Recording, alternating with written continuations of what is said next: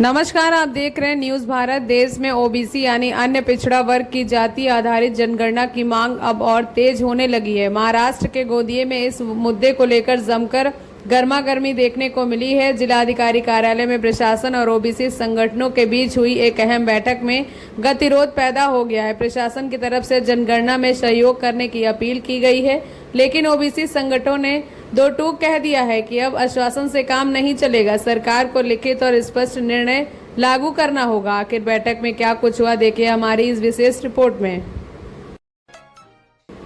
Collector office में जनगणना के बाबत चर्चा हुई तो क्या बोले कलेक्टर साहब? केंद्रीय सरकार द्वारा राष्ट्रीय जनगणना 2026 से 27 का आरंभ 1 अप्रैल से हो चुका है। इस अनेक टाइमों पर केंद्र की सरकार ने ओबीसी का सेंसेक्स ये होगा ये जाहिर करने के बावजूद भी 30 ने नोटिंग किया, फैसला लिया और ओबीसी का कास्ट बेस्ड सेंसेक्स होगा। ये तमाम बातों के बावजूद भी आजादी से हर मौकों पर ओबीसी से जो छलावा हुआ है, धोखा किया गया है, उसका सरकार ने, केंद्र सरकार ने हमारे साथ किया है। अभी तक की होने वाली जनगणना में घरगणना और जनगणना सेपरेट, इसका नाम है जनगणना। तो नई सरकार ने नया एक पिल्लू डाल दिया कि एक फर्स्ट फेज में घरगणना होगी। इस घरगणना में भी शेड्यूल कास्ट शेड्यूल ट्राइब का कॉलम है, ओबीसी का कॉलम नहीं है। माझी माहिती माझा अधिकार, ये शासन का आह्वान है। हमारा जो हमेशा निवेदन रहा है कि आज तक हम अपनी मांग को लेकर, जनगणना को लेकर सरकार के दरवाजे पर गए, अब सरकार हमारे दरवाजे पर आ रही है। मैं इस जानकारी देना या नहीं देना, यह हमारा अधिकार है।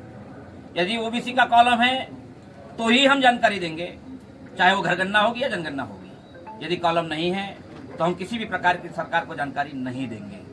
और इसी आधार पर सारे देश में, सारे महाराष्ट्र में और महाराष्ट्र के गोंदिया डिस्ट्रिक्ट में हर तहसील से हमारे कार्यकर्ता, ओबीसी के साथी, महिलाएं, सरपंच, सभी लोग मिलकर सामाजिक राजनीतिक संगठन के जो लोग एक्टिवली ओबीसी के हित में संवैधानिक अधिकार के लिए काम कर रहे हैं, ये लोग आने वाले प्रगणक, पर्यवेक्षक इनको विरोध कर रहे हैं, जानकारी देने से इनकार कर रहे हैं।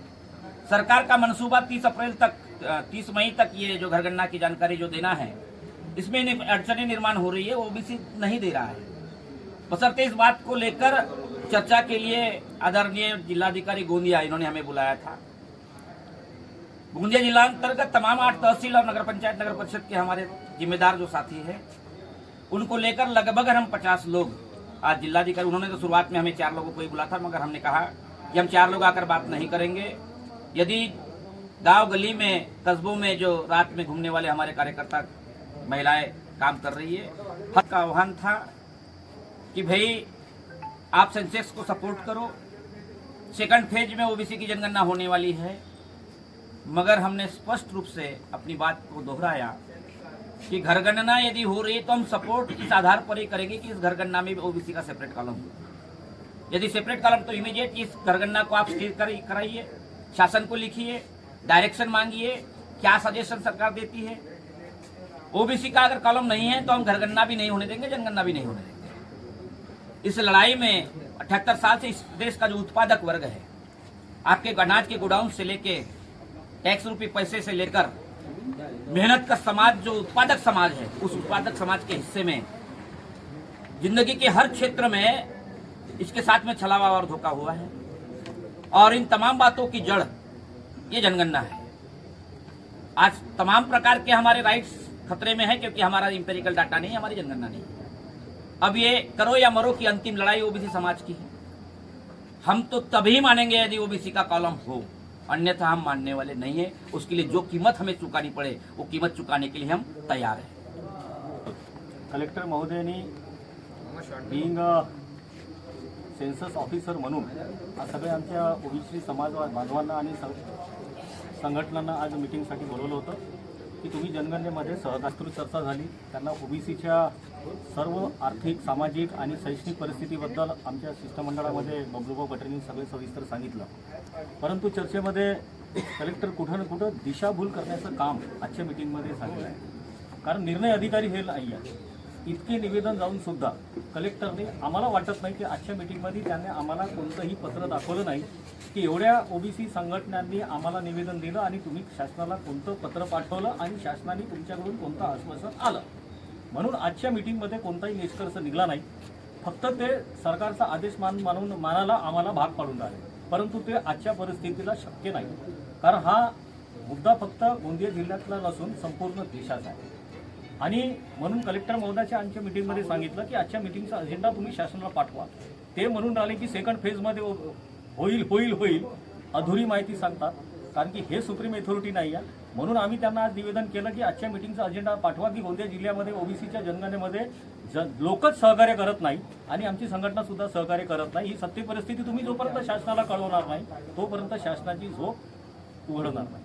आणि म्हणून आजच्या मीटिंगमध्ये हेच आम्ही त्यांना रिक्वेस्ट केली की आजच्या मीटिंगचा अजेंडा तुम्ही शासनाला पाठवा. इथची परिस्थिती वा, जर इथे लॉ अँड ऑर्डरचा प्रॉब्लेम आला त्याच्यासाठी जिम्मेदार तुम्ही असाल. आम्ही तुम्हाला कोऑपरेट करायला तयार आहोत. फक्त आमची एकच मागणी आहे की त्या कॉलममध्ये ज्याप्रमाणे SC STची तुम्ही जनगणना हाऊस लिस्टिंगमध्ये करून राहिले त्याचप्रमाणे ओबीसीची पण जनगणना झाली पाहिजे. हा आमचा एकमेव अजेंडा आहे, दुसरा कोणताही नाही. 48 हा कायदा 48 मध्ये पारित झाला. त्या कायद्यामध्ये कुठेही हाऊस लिस्टिंग की घराची सिरगिंती झाली पाहिजे असं कुठे लिहिलं नाही आहे. माणसाची जनगणना झाली पाहिजे, लोकांची जनगणना झाली पाहिजे असं त्या कायद्यामध्ये स्पष्ट लिहिलेलं आहे. तरी सुद्धा केंद्र सरकारने 30/12/2025 एक सर्क्युलर काढलं ज्याला कुठेही लिगली आधार नाही. तो सर्क्युलर गव्हर्नमेंट ऑफिशियल गॅजेटमध्ये जोपर्यंत डिक्लेअर होत नाही तोपर्यंत त्याला कायद्याचं महत्त्व मिळत नाही आणि तो कायदा बनत नाही. तर अशा प्रकारे केंद्र सरकार आणि राज्य सरकार ओबीसीच्या जनगणनेबद्दल तिथे आपल्या मनमर्जीने SC STचा कॉलम टाकून या ओबीसीवर अन्याय करण्याचं काम ह्या जनगणनेमध्ये हे सरकार करत आहे. आणि म्हणून आजच्या मीटिंगवर शासनाला तुम्ही काय कळवलं त्याची प्रत आम्हाला द्या. शासनाकडून जर तुम्हाला काही आश्वासन येईल तेही सुद्धा आम्हाला कळवा. जर शासनाने आम्हाला जर आश्वासन लिखितमध्ये दिलं तर हा आमचा बहुजन आपला ओबीसी समाज आहे, तो जनगणनेमध्ये तुम्हाला सहकार्य करेल, अन्यथा करणार नाही. मध्ये कोणीही समस्त ओबीसी समाज सहकार्य करणार नाही. ही ओबीसी समाजाची ठाम भूमिका आहे. बहिष्कार करण्याच्या संदर्भामध्ये ओबीसींनी काही निवेदनं दिली होती, त्यामुळे त्यांच्याशी चर्चा करण्यासाठी आम्ही त्यांना आज आमच्याकडे कार्यालयात आले होते. याच्यामध्ये हीच चर्चा प्रामुख्याने झाली की ओबीसींना आत्ताची जी काही जनगणना आहे ती त्याच्यामध्ये ओबीसींचाही प्रादुर्भाव व्हावा आणि त्यांची जातनिहाय जनगणना व्हावी अशी त्यांची मागणी आहे. शासनाने यापूर्वीच आपली भूमिका जाहीर केलेली आहे की ही जी काही जातनिहाय जनगणना आहे ती फेब्रुवारीमध्ये परत येईल, परंतु त्यांचं असं म्हणणं आहे की आम्हाला हे असं लिखित स्वरूपामध्ये जर आम्हाला शासनाने या संदर्भात जर एक आश्वासन दिलं तर आम्ही या जनगणनेत सहभागी घेऊ. तर त्यांची अशी विनंती आहे की त्यांची जे काही त्यांची जी काही मागणी आहे ती आम्ही शासनापर्यंत पोहोचवावी आणि शासनाकडून त्याचं उत्तर घेऊन त्यांना द्यावं अशी त्यांची मागणी आहे.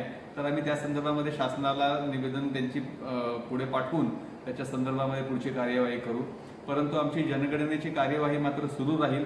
आम्ही त्या लोकांनाही सांगितले की जनगणना करणारे जे काही कर्मचारी आहेत ते शासकीय कर्मचारी आहेत, त्यांच्या कामात कोणीही कृपया अडथळा आणू नये, त्यांना जे सहकार्य करावं असे आम्ही त्यांना आवाहन केलेले आहे.